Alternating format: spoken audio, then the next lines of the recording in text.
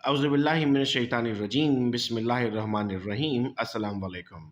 बच्चों, आज second year biology का हम लास्ट चैप्टर डिस्कस कर रहे हैं, चैप्टर नंबर 13। यानी इससे पहले हमने चैप्टर नंबर 1 से लेकर चैप्टर नंबर 13 कंप्लीट कर लिया। अब अगर आपको अपनी एमसीक्यूज़ की प्रिपरेशन करनी है तो आप इन 13 चैप्टर्स की तैयारी वीडियो लेक्चर्स के थ्रू कर सकते हैं और ये वीडियो लेक्चर्स यूट्यूब पर मौजूद हैं। पहला सवाल है बेटा, the non renewable resource of the following is, इनमें से कोई ऐसी है जो नॉन रिन्यूएबल है।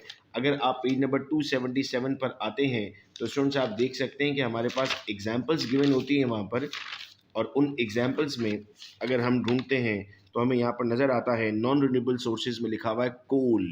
तो यहाँ पर ऑप्शन में भी अगर आप देखते हैं तो यहाँ पर आपके पास नॉन रिन्यूएबल में कोल लिखा हुआ है पेज नंबर 277 पर। The most safe and cheap source of energy is, सबसे सेफ और चीप सोर्स, अगर मैं सिर्फ चीप की बात करता बेटा तो शायद मैं न्यूक्लियर कहता, लेकिन न्यूक्लियर हमारे पास सेफ नहीं है, उसमें केमिकल हैजार्ड्स मौजूद हैं। हम यहाँ पर बेटा एक वर्ड पढ़ते हैं कि power is produce more economically. तो सबसे ज़्यादा जो हमें इकोनॉमिकल पड़ती है वो कौन सी सोर्स है? हाइड्रो इलेक्ट्रिक है। फिर आता है बेटे पास हमारे पास the gas responsible for global warming is, sir it is carbon dioxide. और आइए हम पेज नंबर 286 पर इस बात को बुक में देख भी लेते हैं कि जब हेडिंग लगी हुई है हमारे पास ग्रीन हाउस इफेक्ट और ग्लोबल वार्मिंग की, तो लिखा हुआ है carbon dioxide plays a critical role in regulating the earth surface temperature. यानी ये ही रिस्पॉन्सिबल गैस है for the process of global warming. इसके बाद आते हैं बेटा the gas responsible for depletion of ozone layer. अब हम आते हैं बेटा पेज नंबर 287 की तरफ, जब हेडिंग लगी हुई है हमारे पास तो हम लिखते हैं the release of chlorine atom in the atmosphere break down the ozone shield. तो इसका जवाब क्या बन जाएगा बेटा? इसका जवाब हमारे पास बन जाएगा क्लोरीन। अगला बेटा हमारे पास सवाल है eutrophication in lakes and pond is due to. अगर बच्चों को याद हो तो इसके साथ मैं हेडिंग लगवाता हूँ अलगल ब्लूम की।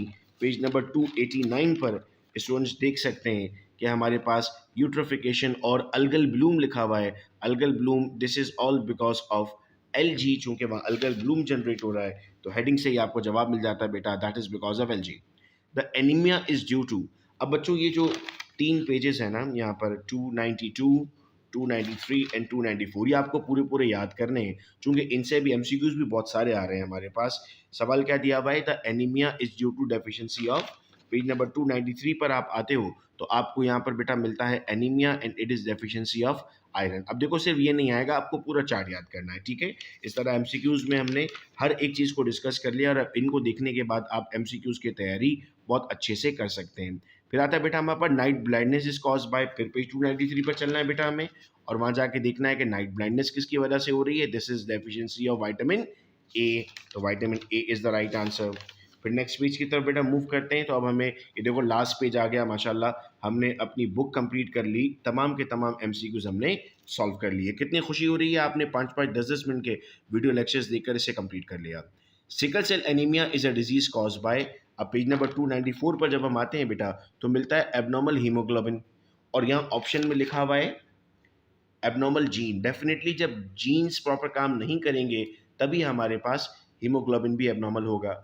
फिर ऑस्टियोआर्थराइटिस इज, पेज 294 पर है ऑस्टियोआर्थराइटिस डिजीज में क्या लिखा हुआ है? Degeneration of cartilages, ageing dissociated, और यहाँ ऑप्शन में लिखा हुआ है degenerative disease.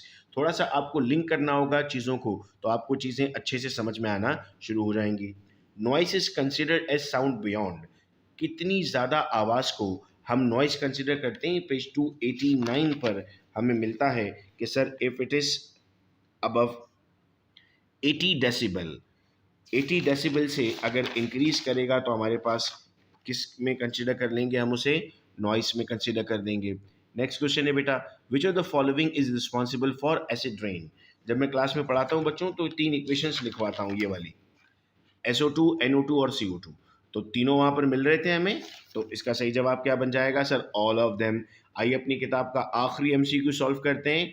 The major power requirements of Pakistan are accomplished by, page 280 पर बेटा अगर मैं आपको लेकर चलूँ तो यहाँ पर हम देख सकते हैं कि हमारे पास 282 पर, सॉरी, ये बात बेटा लिखी हुई है in Pakistan major part of power requirement are supplied under the heading of hydro electric power. तो सही जवाब क्या बन गया बेटा इस सवाल का? Hydro electric power. तो मैं उम्मीद करता हूं कि अब मेरे बच्चों को सेकेंड ईयर बायोलॉजी के एमसीक्यूज में कोई प्रॉब्लम नहीं होगी और इंशाल्लाह किसी भी तरह के एमसीक्यूज़ को वो आराम से सॉल्व कर सकते हैं। बहुत शुक्रिया बेटा, आप तमाम का इन तमाम वीडियो लेक्चर्स को सुनने का। आपको कोई भी फीडबैक अगर देना हो इन वीडियो लेक्चर्स के हवाले से या फिर किसी भी और क्लास के हवाले से, तो आप राब्ता कर सकते हैं 0333 2224 3031 पर। अपना बेहद ख्याल रखिएगा आप सब लोग। अल्लाह हाफ़िज़।